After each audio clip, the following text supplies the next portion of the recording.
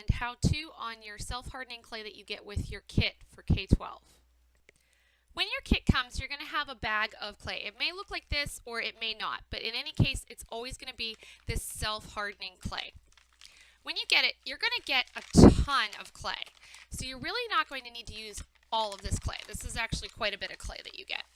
So you want to take it out of the bag to get started. You can actually discard that outer bag because that's not really going to do anything to keep your clay from drying out. Your clay is going to come in a bag like this. If the bag is one that is pretty thick, which this one is not, then you'll be fine. This one isn't that thick, so it could easily tear, so I'm actually going to, after I'm done, keep this in a Ziploc bag, a large gallon-sized Ziploc bag, or take some saran wrap and really wrap it up tightly, because any air that gets to your clay is going to dry it out. Now remember, before you get started, to make sure that you have all your supplies ready to go. So in this case, I'm going to be doing a little bit of hand building. So I'm going to have my little bit of slip. All slip is it's going to be some water. So I just took a bottle of water, added some water to it. A little bit of clay. You can see the little bit of balls of clay in there. And for that, you're just going to take some clay and just pull some balls off of it. Stick it in the water. And then you're going to mix it up. And that's going to create this sort of weird pudding-like consistency. And you're going to need that anytime you connect two pieces of clay together. You're going to want to make sure that your table is covered. Clay is very messy, so I have just some newsprint, came in the mail, put it on the table. I have a little cloth, paper towel, anything to wipe your hands with while you're working. I also have a paintbrush, not a real great one that's not real important to me, so I don't care if it gets messy. And then I also have a little bit of thread. If you have floss or anything like that, and I'll show you what this is for in a couple minutes, but if you have floss or string or thread, that's going to be really helpful too. Okay, so now we're ready to get some of our clay off of this big chunk of clay. Now, this is where that thread is going to come in handy. If I open this up, you'll see that this clay, it's a big chunk of clay. So what you can do is you can take your thread or your floss, whichever one you're using, just take a little bit of it. I'm just going to put that right across the front of this, right across the top. And then I'm just going to hold on to one end, so I'm holding real tight onto one end, and I'm holding on real tight to the other end. And I'm just going to drag that thread through until I get the amount that I want. And what you'll see it does is it actually cuts it really cleanly for you.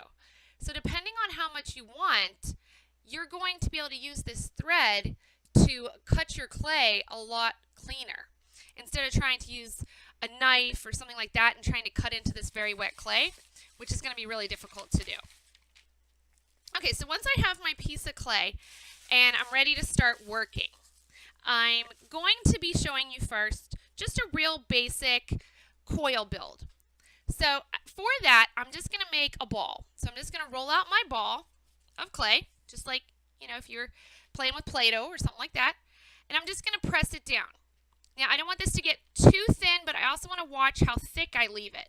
Because the way that the clay dries is that the water in the clay is going to evaporate. And if the water evaporates too quickly, it's going to crack. So we don't want to leave it too thick because then the inside would have more water in it and the outside would have less, and it would start to crack away from each other. So for a coil build, you're just going to make snakes. So just like a coil, think of snakes. So I'm just going to roll out some clay into some pretty consistent logs. So just making those little snakes all the way down that piece of clay until I get to the end. So trying to keep it pretty consistent. This is where you're going to get that slip that you made. Now I have the slip in my cup, and I'm just going to take it and I'm just going to brush on some of that slip where I want to connect my pieces together. Now once I do that, I'm going to want to do something that's called scoring to make sure that my pieces stay together. You can do this with your fingers. If you have long nails like I do, you can do it with your nails. If you have anything that's got a point. So I've got my cup here of paper clips. So I'm just going to open that up. And I'm just going to take a paper clip out of here that I've already unbent. And I'm just going to take that, I'm just going to put some little lines in this so that it has some little grooves in the clay. So a little bit of cross hatching there we've learned in when it comes to drawing lines. Same thing. Just making some scoring lines. So as you can see, I have some little lines in there. I'm going to do the same thing to my rope. So I'm just going to go wherever I want that rope to connect, I'm just going to put some of those lines in. I'm going to go all the way around until I get to it. Until I get to the point that I'm going to stop connecting. Put a little bit more of that slip on just to make sure it's nice and sticky. Slip's going to be the glue. So think of it like the glue. Then I'm just going to take and I'm going to put one row on here. Now my snake here is longer than I need for it to be. But the reason is because now I'm going to layer it. But because I'm, again, putting clay together, what do I need to do? Well, I need to score it and I need to put some slip on it. So I'm going to go around, going to put those score lines in, going to do the same thing to the piece that I'm going to be connecting. Going to get my slip out, going to put that glue on there, that clay glue. Going to put it on both sides. And I'm going to do it again. I'm going to go around again. And what you'll see is that as you go around, you're slowly going to start building your piece. Now, if your piece you run out of clay, but you want to make it taller, just roll another piece and then put it on there. Now, what you can do here, you can leave it like this, or if you want, you can work on molding it. So you can kind of push all those pieces together and smooth it out and make it look a little bit cleaner. If you like the look of the coils, you can leave them as coils, but it's completely up to you.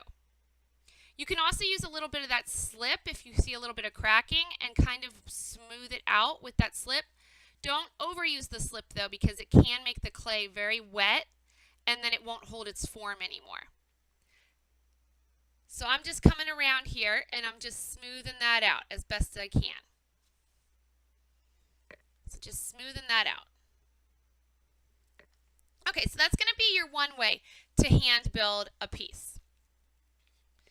Okay, the other way you can do is just a pinch pot. Super easy. This is probably the easiest way.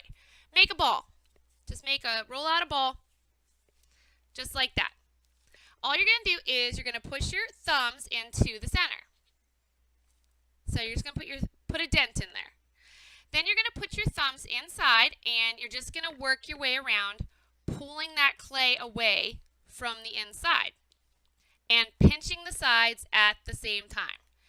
You'll notice that your pot, your little clay guy, starts to get a lot bigger.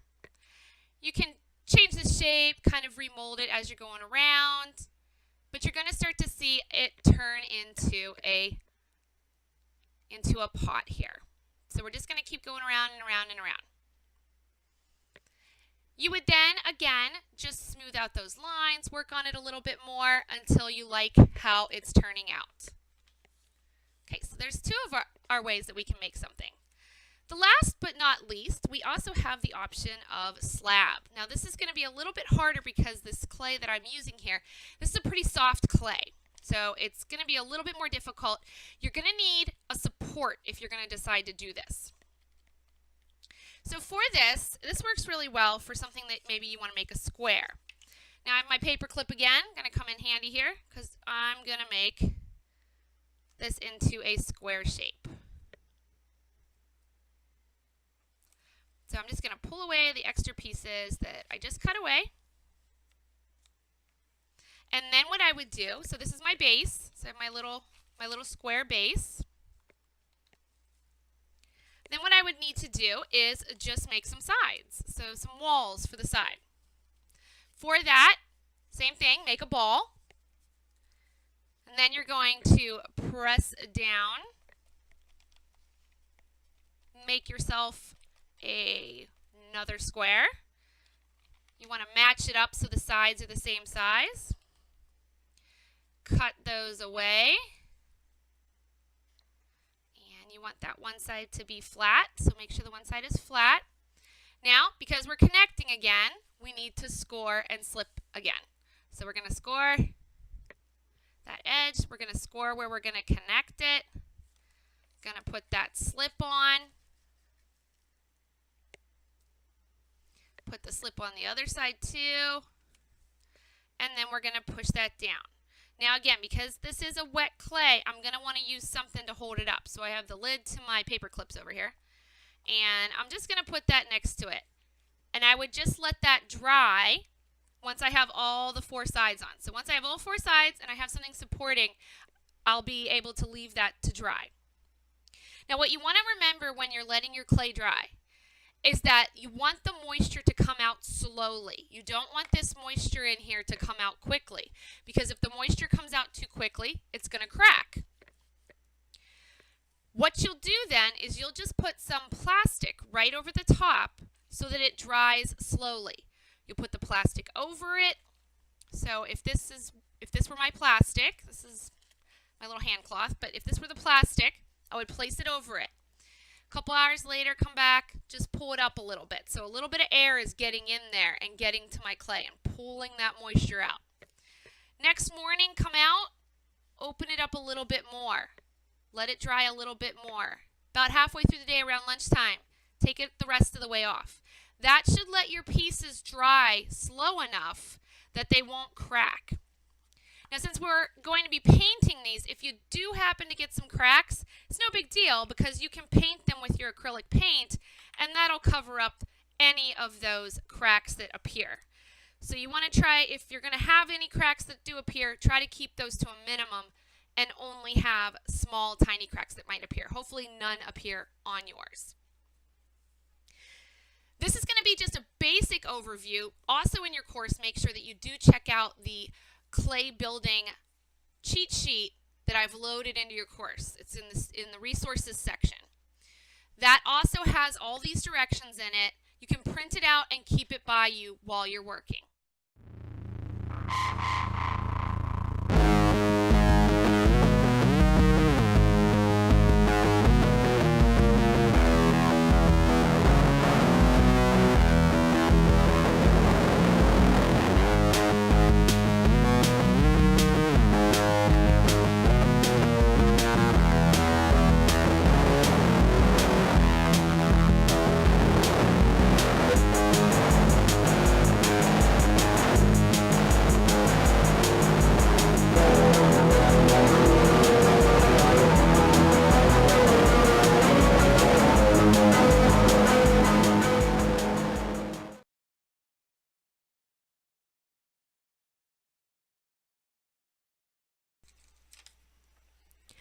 Okay, so now that my piece has dried, we are ready to paint.